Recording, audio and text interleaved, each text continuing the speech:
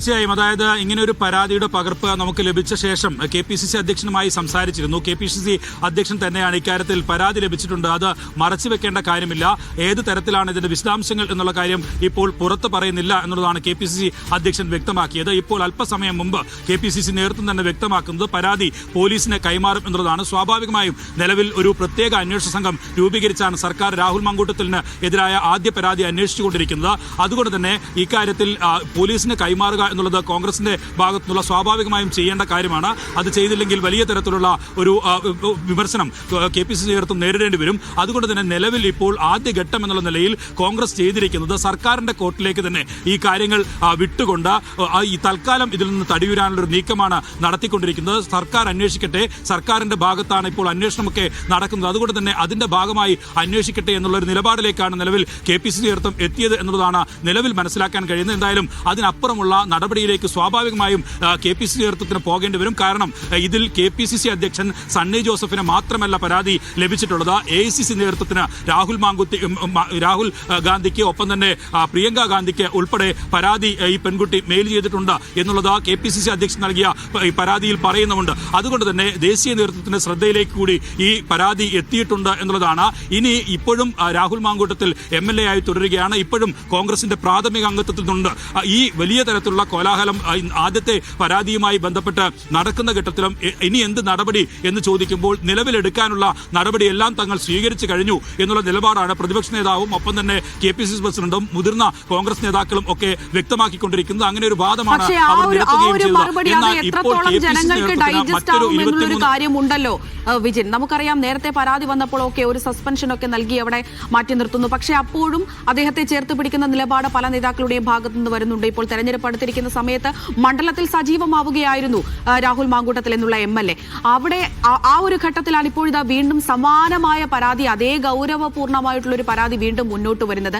ഇനിയിപ്പോൾ വെറുതെ ഇത്തരത്തിലുള്ള മറുപടി ഇരയ്ക്കൊപ്പമാണ് അതിജീവിതയ്ക്കൊപ്പമാണ് എന്ന് പറഞ്ഞ് വെറുതെ ഒരു മറുപടി നൽകി മുന്നോട്ട് പോകാൻ കഴിയില്ലല്ലോ കോൺഗ്രസ് നേതൃത്വത്തിന്.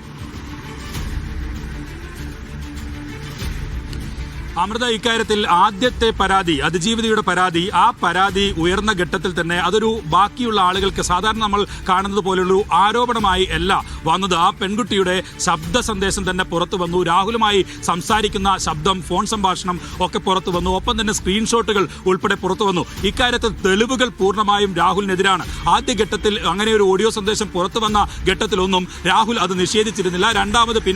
രണ്ടാമത്തെ ഓഡിയോ വന്നപ്പോഴും നിഷേധിച്ചില്ല, മൂന്നാമത്തെ വന്നപ്പോഴും നിഷേധിച്ചില്ല. അപ്പോൾ രാഹുൽ മാങ്കൂട്ടത്തിൽ ഇക്കാര്യം താൻ തന്നെയാണ് ഈ സംസാരിച്ച ആൾ എന്നുള്ള കാര്യമൊക്കെ ഇപ്പോൾ മുൻകൂർ ജാമ്യാപേക്ഷ ഹർജിയിലൊക്കെ പറയുകയും ചെയ്തിട്ടുണ്ട്. അപ്പോൾ ഇതിന് എല്ലാ തെളിവുകളും പുറത്തു വന്ന ഘട്ടത്തിലും ഈ പെൺകുട്ടിയെ അപമാനിക്കാനുള്ള ശ്രമമാണ് രാഹുൽ അനുയായികളായിട്ടുള്ള കോൺഗ്രസിന്റെയും UDF-ന്റെയും ഒക്കെ നേതാക്കളിൽ നിന്നും പ്രവർത്തകരിൽ നിന്നും ഒക്കെ ഉണ്ടായിട്ടുള്ളത്. അതിന്റെ ഭാഗമായി 20ഓളം കേസുകളാണ് നിലവിൽ ഇപ്പോൾ കേരളത്തിൽ നിലനിൽക്കുന്നത്.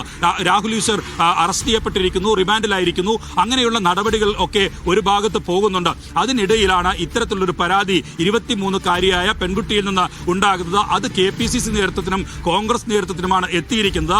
അത് ഒരു പോലീസിലേക്ക് ഫോർവേഡ് ചെയ്തുകൊണ്ട് മാത്രം മാറി നിൽക്കാൻ കഴിയില്ല. ഈ അന്വേഷണത്തിന്റെ ഭാഗമായി ഒരുപക്ഷെ KPCC നേതൃത്വത്തിന് ലഭിച്ച പരാതി എന്നുള്ള നിലയിൽ KPCC അധ്യക്ഷന്റെ മൊഴി ഉൾപ്പെടെ ശേഖരിക്കേണ്ട ഘട്ടത്തിലേക്ക് അന്വേഷണ സംഘം എത്തും. അങ്ങനെ തെരഞ്ഞെടുപ്പിന് ഇനി 5 ദിവസം മാത്രം ബാക്കിയിരിക്കെ വലിയ തരത്തിലുള്ള പ്രതിസന്ധിയിലേക്കാണ് നിലവിൽ രാഹുൽ മാങ്കൂട്ടത്തിൽ കോൺഗ്രസിനെയും UDF-നെയും എത്തിച്ചത് എന്ന കാര്യത്തിൽ ഒരു സംശയവുമില്ല. പക്ഷേ അപ്പോഴും രാഹുൽ മാങ്കൂട്ടത്തിനെ പ്രാഥമിക അംഗത്തിൽ നിന്ന് പുറത്താക്കാനോ ഒപ്പം തന്നെ തങ്ങളുടെ MLA അല്ല എന്ന് കാണിച്ച് രാഹുലിനോട് ഒഴിഞ്ഞു പോകാൻ ആവശ്യപ്പെടാനോ KPCC നേതൃത്വം തയ്യാറായിട്ടില്ല. കോൺഗ്രസിന്റെ മുതിർന്ന നേതാക്കൾ ആരും ഇതുവരെയും തയ്യാറായിട്ടില്ല. കടുത്ത നിലയിലുള്ള ആരോപണങ്ങൾക്കപ്പുറം തെളിവുകൾ ഉള്ള പരാതിയാണ് നിലവിൽ രാഹുൽ മാങ്കൂട്ടത്തിനെതിരെ ഉള്ളത്. അതുകൊണ്ട് തന്നെ ആ കാര്യത്തിൽ ഇനിയും ഒരു വിട്ടുവീഴ്ച രാഹുലിനോട് ഏതെങ്കിലും തരത്തിലുള്ള സോഫ്റ്റ് കോർണർ കാണിച്ചാൽ അത് വലിയ തിരിച്ചടിയാകും എന്ന കാര്യത്തിൽ കോൺഗ്രസ് നേതൃത്വത്തിന് ഒരു സംശയവുമില്ല. അതുകൊണ്ടാണ് ഇനി ഈ പരാതിയും അത് സർക്കാരിന്റെ കോർട്ടിലേക്ക് തന്നെ പോകട്ടെ എന്നുള്ള നിലപാട് സ്വീകരിച്ച് ഈ പരാതി ഇപ്പോൾ സർക്കാരിന് കൈമാറാൻ,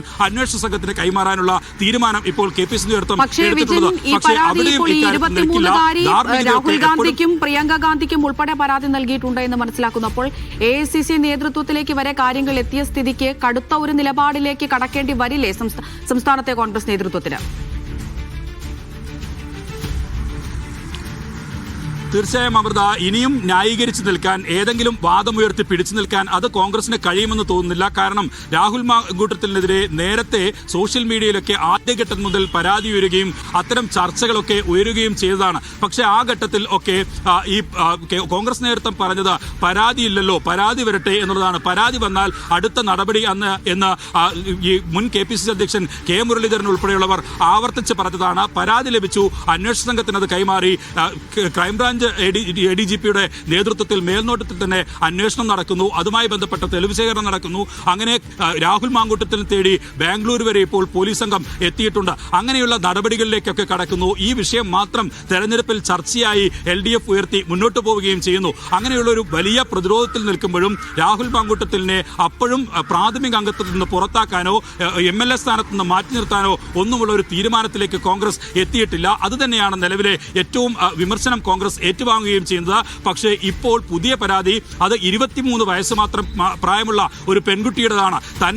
തന്റെ റൂമിലേക്ക് വലിച്ചു കയറ്റി ക്രൂരമായി പീഡിപ്പിച്ചു, ഒപ്പം തന്നെ ശരീരത്തിൽ മുറിവേൽപ്പിച്ചു എന്നുള്ളതൊക്കെയാണ് നിലവിൽ ഈ പരാതിയിൽ പറഞ്ഞിട്ടുള്ളത്. എന്തായാലും നിലവിൽ ഇപ്പോൾ പരാതി നൽകിയ പെൺകുട്ടി, ആ പെൺകുട്ടിയും ഇതേപോലെ തന്നെ ദേഹോപദ്രവം തന്നെ രാഹുൽ മാങ്കൂട്ടത്തിൽ ഏൽപ്പിച്ചിട്ടുണ്ട് എന്നുള്ള മൊഴി നൽകി എന്നുള്ളതാണ് ലഭിക്കുന്ന വിവരം. അങ്ങനെ ക്രൂരമായ നിലയിൽ ഇങ്ങനെയൊരു മാനസികാവസ്ഥ സൂക്ഷിക്കുന്ന ആളാണ് രാഹുൽ മാങ്കൂട്ടത്തിൽ എന്ന കാര്യം ഇപ്പോൾ കേരളത്തിന്റെ പൊതുസമൂഹത്തിൽ തന്നെ ഉള്ള കാര്യമാണ്. കാരണം രാഹുൽ മാങ്കൂട്ടത്തിലിന്റെ ഫോണിൽ സംസാരിക്കുന്ന ആ സന്ദേശങ്ങൾ ഒക്കെ പുറത്തു വന്ന ഘട്ടത്തിലൊക്കെ അത് മനസ്സിലാവുകയും ചെയ്തിട്ടുള്ളതാണ്. ആദ്യത്തെ പരാതിക്കാരിയായ പെൺകുട്ടിയെ ഗർഭചിത്രം നടത്താൻ നിർബന്ധിക്കുകയായിരുന്നു രാഹുൽ, ഭീഷണിപ്പെടുത്തുകയായിരുന്നു, ഇല്ലെങ്കിൽ കൊലപ്പെടുത്തുമെന്ന് പറയുകയായിരുന്നു ആ ഫോൺ സംഭാഷണത്തിൽ ചെയ്തത്. അങ്ങനെ രാഹുൽ മാങ്കൂട്ടത്തിൽ ഇങ്ങനെ ക്രൂരമായ നിലയിൽ ബലാത്സംഗം ചെയ്യുകയും ഒപ്പം തന്നെ തനിക്ക് നിന്നിൽ കുട്ടിയുണ്ടാകണം എന്നൊക്കെ ആവശ്യപ്പെടുന്ന സ്ക്രീൻഷോട്ട് ഉൾപ്പെടെയൊക്കെ പുറത്തു വരികയും ചെയ്തു. ഇത് ഈ അടുത്ത കാലത്തൊന്നും കേരളം കണ്ടിട്ടില്ലാത്ത ഒരു സമാനതകളില്ലാത്ത പീഡന പരാതിയും ഒപ്പം തന്നെ